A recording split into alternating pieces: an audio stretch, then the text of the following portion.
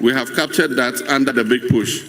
I think that's one of Oswald's projects too, Adenta Dodowa Road. The good thing is he works with speed. He works very fast, but he doesn't compromise quality. And so I want to assure the people of Dodowa, Fienya, Dawenya, that you have on your road one of the best Ghanaian contractors doing your road. Firm conviction of using modern technology and working to schedule, Oswald Investment Limited says there's no room for failure from the local contractors. The project is to last not more than 24 months non-renewable, the president had intimated. Komla Kluche, TV3 News, Afienya. Moving on to some more news this evening, statesman and former Ghana Football Association chairman Dr. Nyaho Tamaklo has renewed calls for urgent action against illegal mining, warning that galamsey is a cancer destroying Ghana. In a statement released on Tuesday, Dr. Nyaho Tamaklo said years of unregulated mining have poisoned rivers such as the Pra, Birim and Ankobra, devastated farmlands and endangered public health. He cited reports of skin diseases, kidney problems, and mercury contamination in food as evidence of a silent epidemic linked to galamsey. He urged government to declare the menace a national emergency, allowing the security services to act without political interference and hold financiers, chiefs, and politicians accountable. He also called for land reclamation, alternative jobs for young miners, and greater transparency in licensing.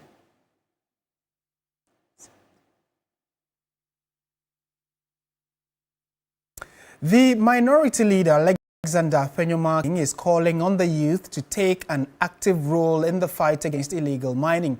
He noted that political leaders often fall back on rhetoric and blame shifting when addressing the issue, an approach that has hindered meaningful progress. Mr. Asantehemaa believes it's time for young people to take the lead and drive real change in tackling the menace. As we dream together, let us also confront the dangers that threaten our future. None is more urgent than the menace of illegal mining, otherwise known as galamsey. This destructive practice is stealing your future. It is robbing farmers of fertile soil, poisoning the water of our children, and destroying the environment you and I must inherit. If we allow galamsey to continue unchecked, then we are complicit in selling tomorrow for today's greed. I therefore challenge you, the youth, to be at the forefront of this fight, to speak up, protect our rivers, and to insist on sustainable ways of harnessing Ghana's natural resources. Enough of the political rhetoric and blame game. My earliest memory of this galamsey is when Honorable Setekwe appeared before the Finance Committee in 2015. At the time, the Cocoa Board was under the Ministry of Finance, and he came to address us, the Finance Committee, on why cocoa production was going down. And he shared with us the unfortunate story of galamsey. When President Akufo-Addo came into office, he even publicly declared that he was putting his presidency on the line.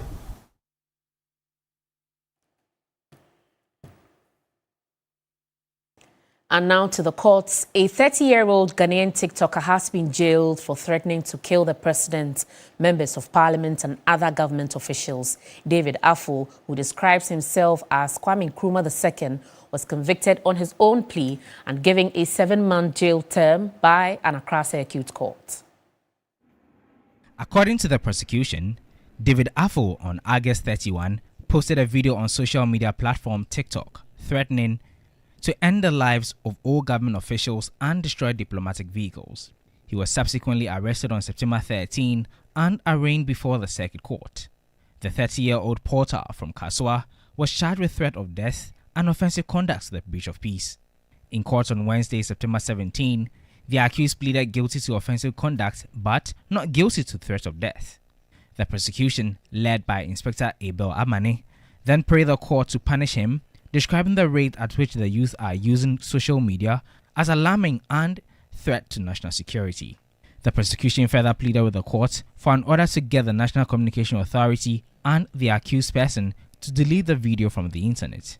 In his closing statement, David Afo, who had no legal representation, prayed for forgiveness, adding that he was not aware of what he was saying.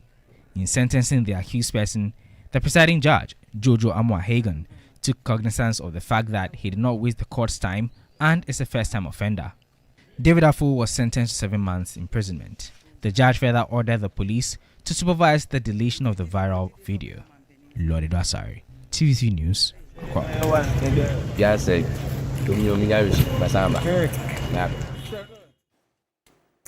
Now, a spokesperson of the Movement for Change, Solomon Owusu, has formally petitioned the Office of the Special Prosecutor to investigate the 2024 NPP flag bearer and former Vice President of the Republic, Dr. Mahamudu Bawumia, for corruption, in which the former Vice President is widely circulated in a video on social media to allegedly boasting of purchasing 300 brand new Navara pickups for the party. The petition, among others, is asking the OSP to trace the origin of the 300 pickup vehicles and possible abuse of public office as a former vice president and politician. It says that Dr. Bawumia's ability to raise such unprecedented sums gives rise to a reasonable suspicion of abuse of influence, conflict of interest, or diversion of public resources. The petition also mentions the potential breach of political financing and anti-corruption laws. Ghana's legal framework imposes strict discourse, reporting, and anti-corruption obligations on public officers and political parties.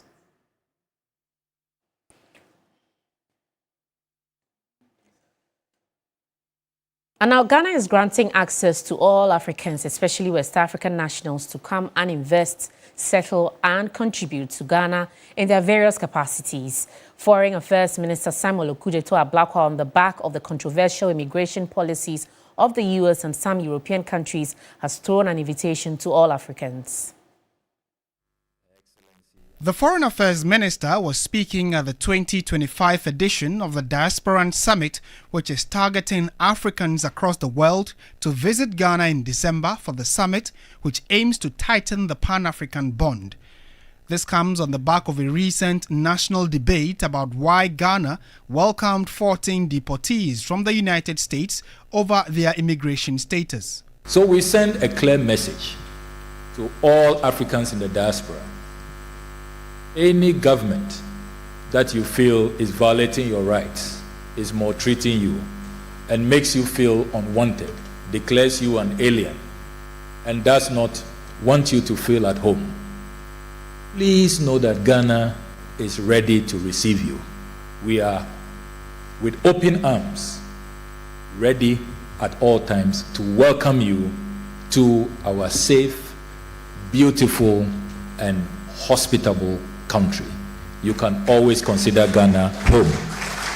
For his part, Kofi Ochire-Daku noted that the invitation thrown to the diasporan community goes beyond remittances.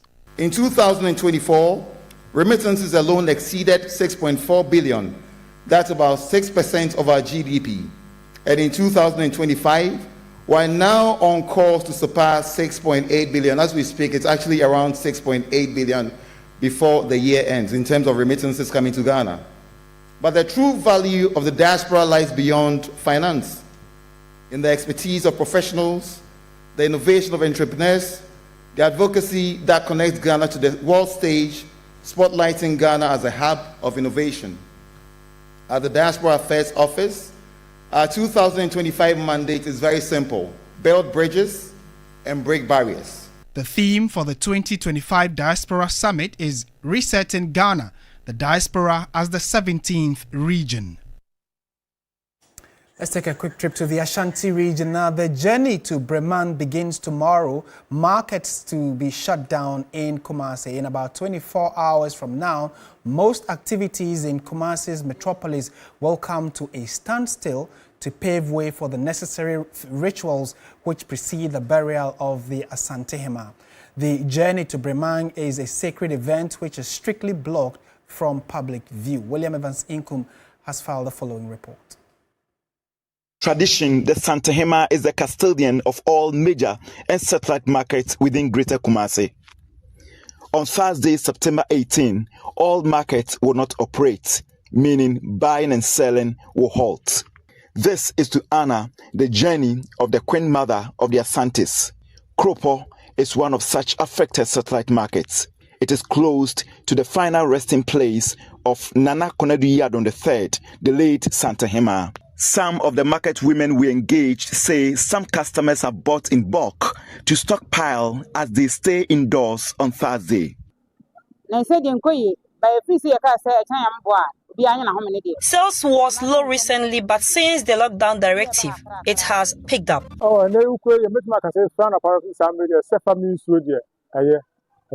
I have made sales today. Demand for water has been high on customers' scale of preference.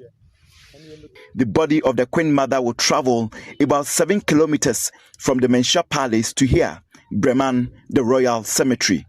A sacred ritual which is blocked from public viewing. You're watching News 360 live here on TV3. Before we go for our first break, let's run this by you. The Ghana Premier League is home on TV3. Every week, TV3 gives you 3 live GPL matches, the biggest games, the fiercest rivalries, and the brightest stars brought straight to your screens with world-class coverage. But that's not all. We set the stage with our GPL preview show, giving you the inside scoop and expert analysis.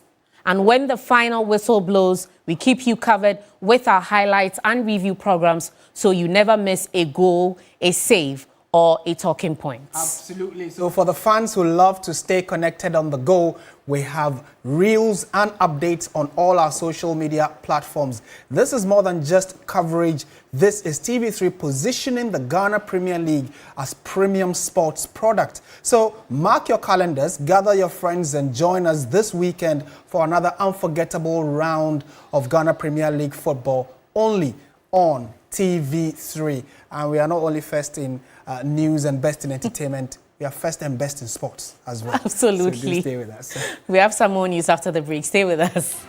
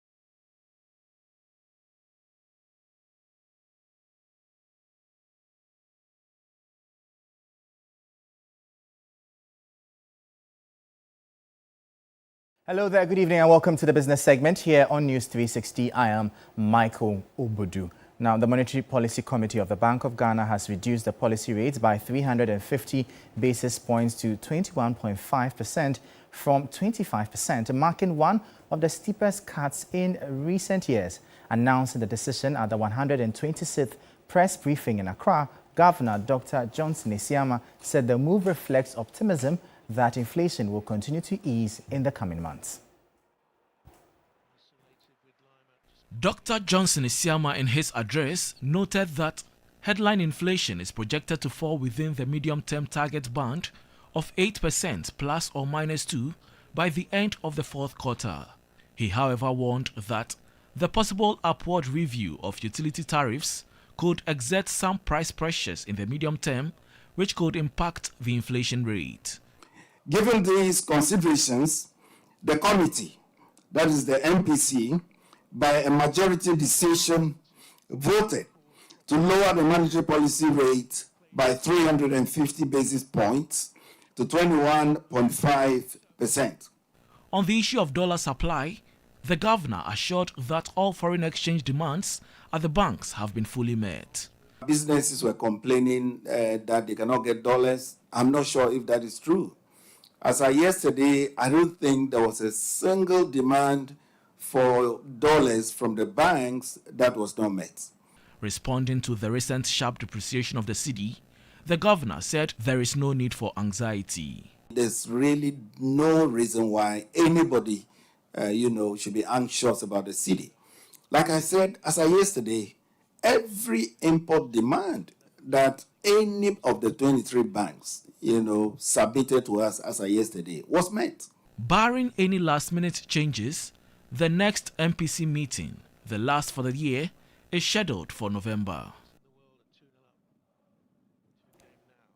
The Chamber of Oil Marketing Companies, COMAC, says Ghanaians could soon see relief at the pumps as some of its members are in discussions with Nigeria's Dangote refinery to begin importing finished petroleum products. The move is expected to cut transportation costs and reduce delivery times, potentially lowering fuel prices for consumers. The Dangote refinery, Africa's largest single-train facility valued at $20 billion, began petrol production in September 2024 and now supplies over 1.1 billion litres for domestic use and export. Its operations have helped ease decades of fuel shortages in Nigeria, with pump prices falling from about 1,100 naira to around 841 naira per litre in key states. By sourcing crude locally and reducing transport costs, the refinery is reshaping Nigeria's downstream sector and stabilizing supply.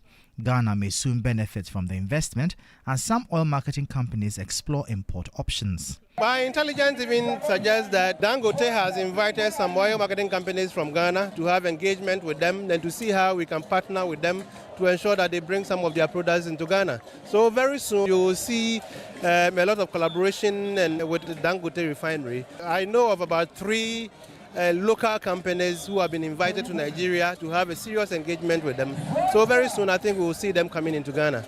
Speaking to 3 Business on the sidelines of the Pet Fund Games, COMAC Board Chair Gabriel Kumi said all marketers remain committed to protecting consumer interests amid ongoing market pressures. For us, the consumer is our ultimate concern because they keep us in business. Without consumers, you have no business. So once the price of the product goes so high that the consumer is not able to afford, it directly affects impact on your business negatively. So whatever needs to be done to ensure that the price of the product comes down so that the Ghanaian, the consumer, can easily buy the product, patronize the product and patronize it properly should be our concern. And that'll be all for the business segment here on News 360. I am Michael Obodu. Thank you for watching. We'll bring you updates now from the currency and the commodities market.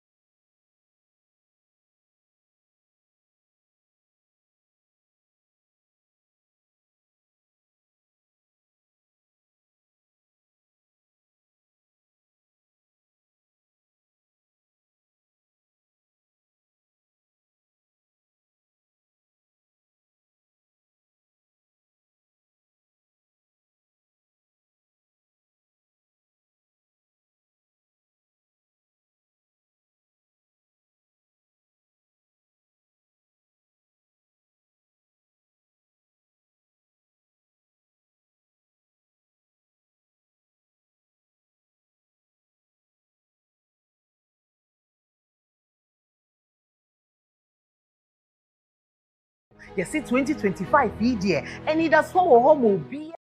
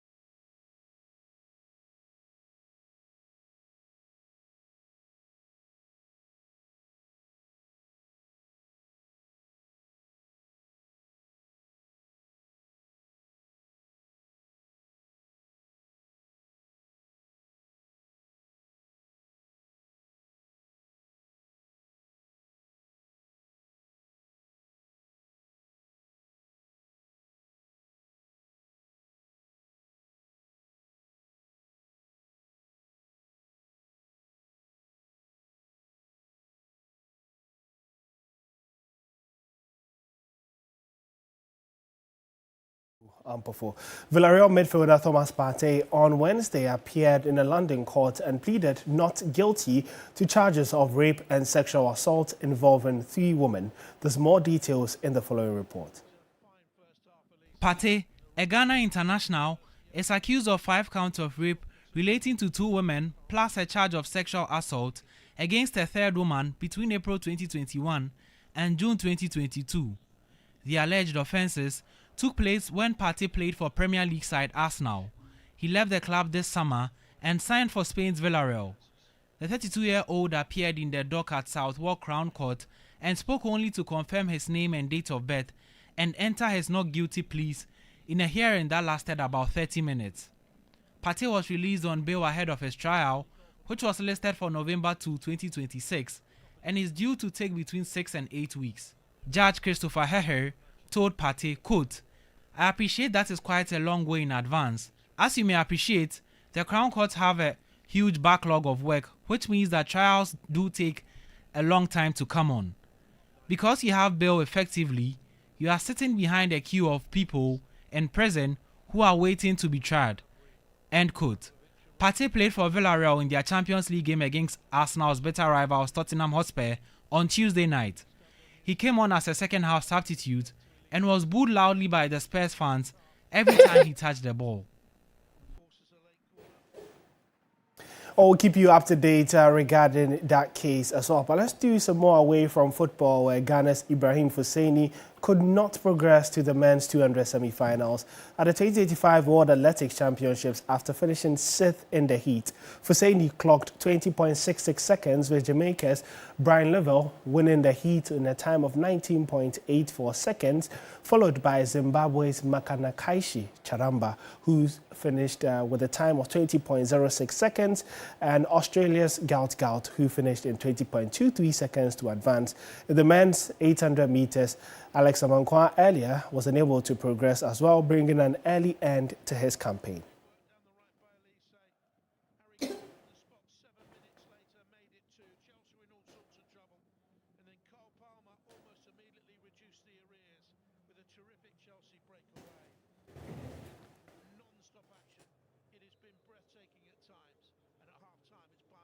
Or before we go to some updates in day 2 of match day 1 of the UEFA Champions League, which has seen some really heavyweight ties currently ongoing.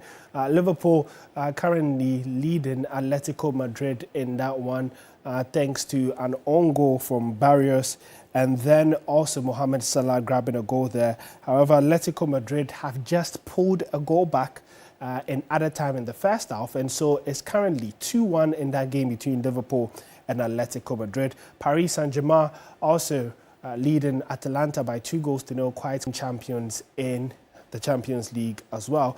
And then in Germany, it's Chelsea who are trailing Bayern Munich by 2-1. Or you can get updates of all of these games and more on our social media handles at 3SportsGH. My name is Oreku Ampofu.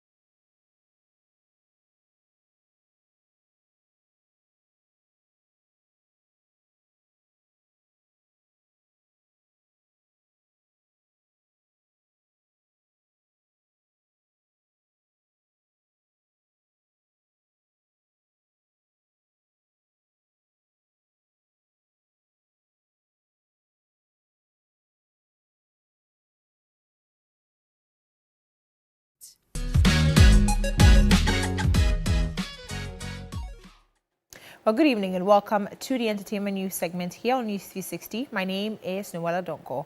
Now, as part of Diaspora Summit 2025, the Ministry of Foreign Affairs, through the Office of Diaspora Affairs, has selected 5 distinguished individuals to be issued the diplomatic passports. Now, these honorees were chosen in recognition of their global influence and dedicated efforts in promoting Ghanaian and African culture on the international stage.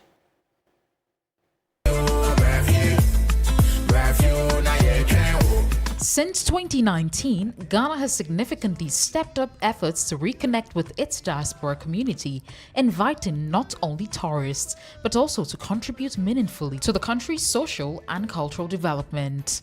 Over the years, several individuals have answered this call, helping to elevate Ghana's presence globally through cultural diplomacy, trade promotion, and international outreach. In recognition of these efforts, and as part of the Diaspora Summit 2025, the Ministry of Foreign Affairs has selected travel vlogger Wodemaya, Grammy-nominated reggae artist Rocky Dawuni, broadcast personality Anita Esking, renowned visual artist Ibrahim Mahama, and entrepreneur and cultural ambassador Denta Amwating. These honorees were chosen in recognition of their global influence and dedicated efforts in promoting Ghanaian and African culture on the international stage. It's a great honor. I don't take these things lightly, and it would just encourage me to keep going.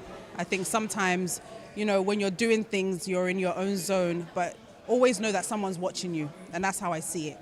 And so I'm glad that at least the government, people in the industry are seeing the work that I do, and it's going to propel me to do more. You know, we're doing trade missions, we're bridging the gap between the Caribbean and Africa, and so this is just the beginning of doing more. The Diaspora Summit 2025 is scheduled to take place in Ghana from December 17th to 20th, which Kofi Otredako says will bring together leaders, influencers, and change makers from across the diaspora. Today marks the beginning of an important journey towards December, when Ghana and its global diaspora will converge under the theme, Resetting Ghana, the Diaspora as the 17th region. This summit is an important reset. It is important, and it's also about repositioning the diaspora from being seen only as senders of remittances to being recognized as full partners in our national transformation. True value of the diaspora lies beyond finance, in the expertise of professionals, the innovation of entrepreneurs, the advocacy that connects Ghana to the world stage, spotlighting Ghana as a hub of innovation. Ghana stands at the heart of Africa's economic future.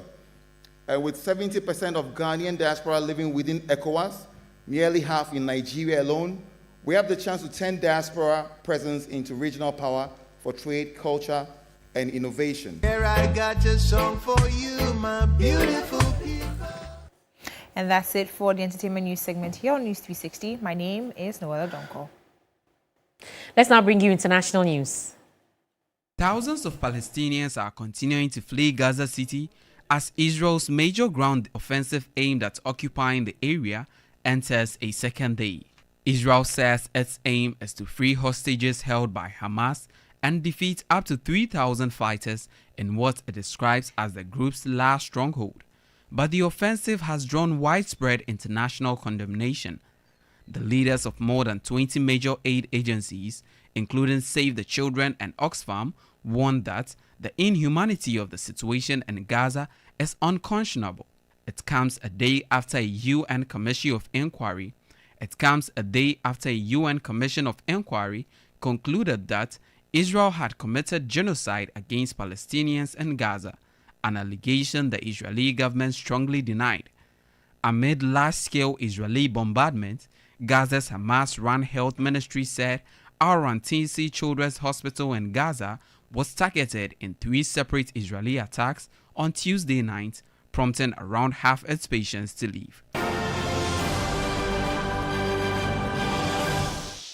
That's it for our package this evening. Thank you so much for watching. I am Martin Asiedu Date. And I am Aisha Yakubu Khalid. Good evening.